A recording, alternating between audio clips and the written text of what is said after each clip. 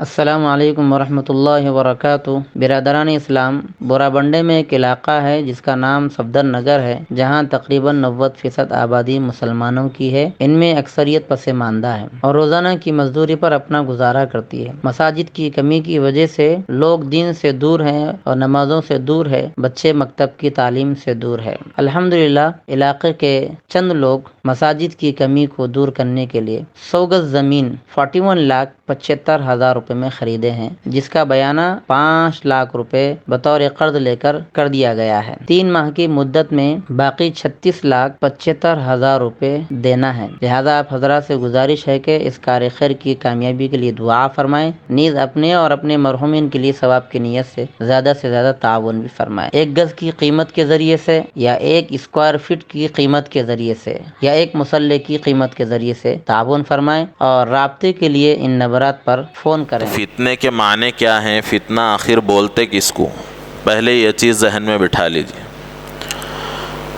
فتنہ، اس کے مختلف معنی قرآن پاک میں لیے گئے ہیں۔ اللہ تبارک و تعالیٰ نے اس کو استعمال فرمایا ہے قرآن پاک۔ جیسے قرآن پاک میں ایک جگہ اللہ نے فرمایا انما اموالکم و اولادکم فتنہ، تمہارا مال اور تمہاری اولادیں تمہارے لیے آزمائش کا سبب اور ذریعہ ہیں۔ ایسے ہی قرآن پاک میں فتنے کا لفظ عذاب کے معنی میں بھی استعمال کیا گیا ہے، اور بھی مختلف معانی میں فتنے کا لفظ بولا جاتا ہے، لیکن عمومی طور پہ ایسے موقعوں پر جب فتنے کا لفظ بولا جاتا ہے تو اس سے مراد یہ ہوتا ہے کہ دین پر حملہ کرنے والے اور مسلمانوں کو دین سے دور کرنے کی فکر کرنے والے اور دین کے اندر شبہات پیدا کرنے کی کوشش کرنے والے جو لوگ ہوتے ہیں، ان لوگوں کا فتنہ مراد ہوتا ہے۔ اور فتنے کے معنی آزمائش کے ہے ہی، تو اس کو فتنہ اس واسطے کہا جاتا ہے کہ اب یہاں پر آدمی کے اوپر آزمائش آ جاتی ہے کہ وہ اس فتنے میں مبتلا ہو کر اپنے ایمان کو خراب کرتا ہے یا اس فتنے سے اپنے آپ کو بچاتے ہوئے اپنے ایمان کو محفوظ رکھتا ہے۔ اب یہ آزمائش میں وہ شخص مبتلا ہو گیا، اس وجہ سے اس کو فتنہ کہا جاتا ہے۔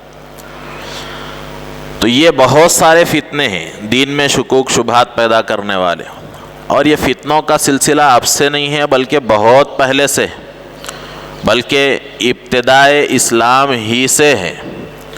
حضور اکرم صلی اللہ علیہ وسلم کے زمانے میں بھی ختم نبوت پر حملہ کیا گیا تھا۔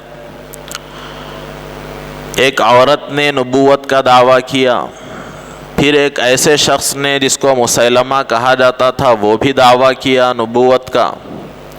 حضور اکرم صلی اللہ علیہ وسلم نے ان لوگوں سے براہ راست مقابلہ کیا، اور پھر مسیلمہ کے لشکر سے مقابلے کے لیے حضور اکرم صلی اللہ علیہ وسلم نے ایک لشکر بھی باضابطہ تیار کروایا، اور پھر حضور اکرم صلی اللہ علیہ وسلم کی اسی دوران وفات ہو گئی۔ تو آپ کے بعد حضرت ابوبکر صدیق رضی اللہ تعالی عنہ نے اس فتنے کے خاتمے کے لیے سد باب کے لیے لشکر کو روانہ فرمایا، اور بہت بڑی جنگ ہوئی جس میں کئی صحابہ نے اپنی خونوں کا نذرانہ پیش کیا، اپنی شہادتیں پیش کی، اور پھر امت کے دین و ایمان کے تحفظ کے لیے تاجدار ختم نبوت کے تاج کی حفاظت کی خاطر انہوں نے اپنی جانوں کو قربان کیا اور اس کی حفاظت فرمائی۔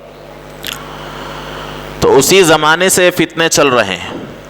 ایسے ہی حضرت سیدنا عثمان ابن عفان رضی اللہ تعالی عنہ کے زمانے میں بھی بہت سارے فتنوں نے سر ابھارا، جیسے خوارج کا فتنہ ہے، معتزلہ کا فتنہ ہے، روافض کا فتنہ ہے۔ خوارج کے فتنے نے سر ابھارا، وہ لوگ بہت ساری احادیث کا انکار کرتے تھے، بہت سارے اسلامی احکامات کا انکار کرتے تھے،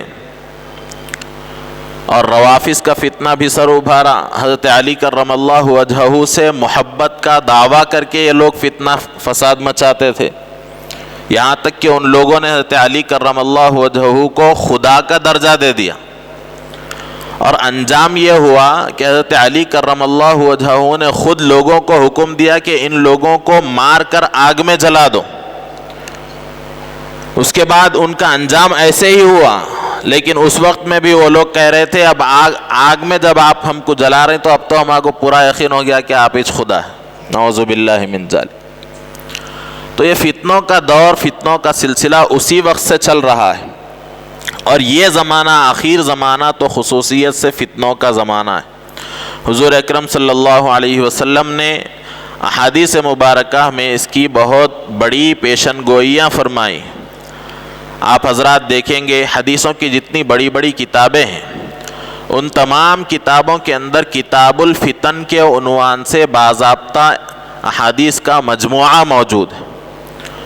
آخر زمانے میں حضور اکرم صلی اللہ علیہ وسلم نے حدیث میں ارشاد فرمایا کہ آخر زمانے میں فتنے ایک دوسرے کے پیچھے ایسے آئیں گے جیسے تسبیح کا دانہ اگر ٹوٹ جاتا ہے تو دانے کیسے گرتے، تسبیح کا تاگا اگر ٹوٹ جاتا ہے تو دانے ایک دم ایک ساتھ پیچھے ایک کے پیچھے کیسا گرتے، بالکل ایسے ہی فتنے قیامت کے قریب آئیں گے۔ اور حضور اکرم صلی اللہ علیہ وسلم نے احادیث مبارکہ میں یہ بھی ارشاد فرمایا کہ قیامت کے قریب حال ایسا ہو جائے گا کہ آدمی صبح کو مومن رہے گا، شام ہوتے ہوتے کافر ہو جائے گا، شام کو مومن رہے گا، صبح ہوتے ہوتے کافر ہو جائے گا۔ اور آج حضور اکرم صلی اللہ علیہ وسلم کی 1400 سال پہلے کی گئی پیشن گوئی ہو بہو پوری ہو رہی، اور اس کا ظہور بھی جگہ جگہ ہو رہا۔ Umar enterprises wholesale kirana and general store, ہمارے پاس ماہانہ راشن ہول سیل قیمت پر دستیاب ہے۔ شادی، ولیمہ یا کسی بھی دعوت کے لیے معیاری اور شاندار کوالٹی کے سامان ہول سیل ریٹ پر دستیاب ہے۔ ہمارا پتہ یاد رکھے، مادانہ پیٹ مارکیٹ نزدیک مسجد محمدیہ۔ اس نمبرات پر آج ہی کانٹیکٹ کریں 9700145714 77025705705۔ Umar enterprises wholesale kirana and general store.